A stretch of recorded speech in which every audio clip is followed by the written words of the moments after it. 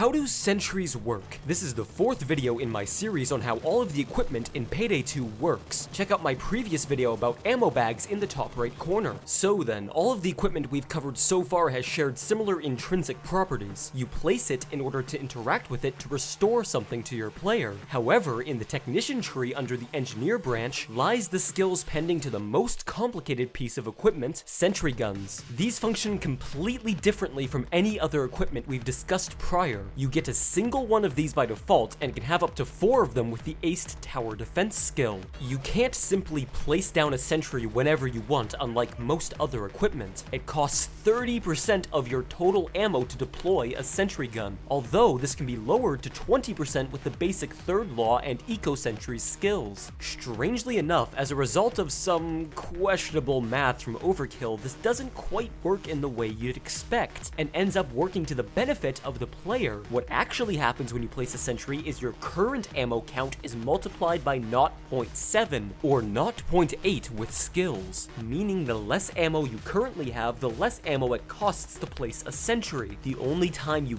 can't place a sentry is if both of your weapons have less than 20% of their max ammo counts, assuming you have skills. Sentries have a health value of 400 by default, which can be upgraded to 1000 by acing Eco Sentry. These sentries do what you might expect. They'll automatically fire at any enemies within range, dealing 30 damage per shot. They have a 360-degree field of view, and can spin around more quickly and fire more accurately with the aced sentry targeting package skill. This skill will also increase the default 100 rounds of ammo sentries have to 150 rounds. When sentries fire at cops, they'll draw attention away from you and your crew. The cops will fire back at the sentry and kill it fairly quickly due to their low health. However, acing third law will give your sentry a shield that blocks all damage from the front and most of the sides, greatly improving your sentry's lifespan. When placing sentries, it's a good idea to put them in corners facing outwards to avoid stray bullets hitting them behind their shield and dealing unnecessary damage. Ideally, you'll want to position your sentries around whatever it is you're defending, whether it be a hack, a drill, or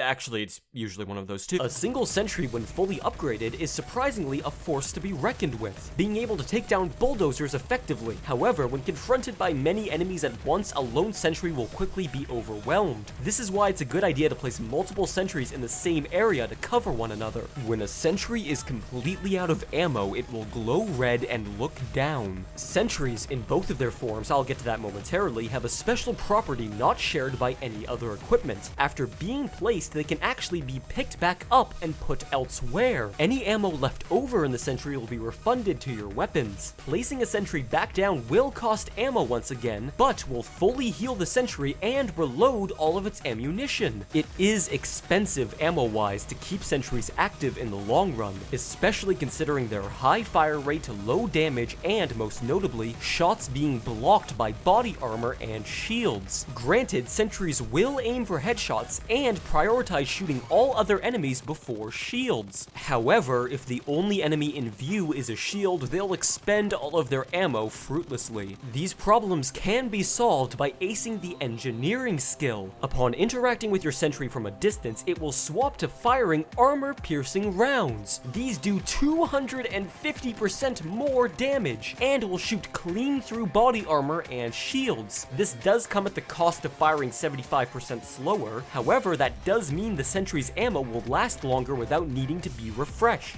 Despite that, it's still a good idea to keep an eye on your sentries, as if they're shot down to 0 HP, they will break entirely and cannot be retrieved or reloaded. That engineering skill I mentioned earlier has another addition. It will grant players access to suppressed sentries, a completely separate equipment type. These are functionally identical to sentry guns in all regards except, well, the suppressor. Let me be clear about what the sentry is not. This is not a stealth sentry. Despite being suppressed, it is still very loud and will alert guards, cameras, and civilians. What this sentry does do is kill cops in loud without drawing too much attention to itself. This means that in most circumstances, the police will prioritize shooting heisters over the sentry itself. While this does increase the longevity of the sentry overall, it also makes it a poor distraction. So, if you want to take heat off your team, bring normal sentries. If you want them to live longer and kill more cops, cops bring suppressed sentries. There is a way to bring both, being the jack of all trades skill, but I'll talk more about that in a future video. All you need to know about it now is that it allows you to bring 6 sentries, which is what I would recommend doing if you want to use sentry guns. A few interesting quirks of sentries include functioning with the high value target skill, allowing them to deal more damage to distant highlighted specials, and being vulnerable to the friendly fire mutator. Sentries aren't the best idea for higher difficulties, namely 1 down, for a variety of reasons. While sentries will kill cops and create ammo drops from the corpses as a result, they will eventually find themselves out of ammo and needing to be refilled. So you'll want to bring ammo efficient weapons to be able to afford the ammo cost of sentries. Due to the, again, questionable math in regards to sentry placement, weapons such as grenade launchers and the Thanatos are great for sentry placement. They have low total ammo counts and can still pick up ammo drops, so it doesn't take many ammo pouches for them to get a sentry up and running. I digress, and still would question bringing sentries to high difficulties. Cops deal substantially more damage on Death Wish and 1 down, and all it takes is a few bullets to slip past the shield and your sentry is dead. So, overall, not the greatest choice for intense difficulty, however, sentries are a fun option for casual play, especially with friends who are packing ammo they're willing to share. Join me next time when I'll talk about shaped charges. Thanks for watching, and take it easy.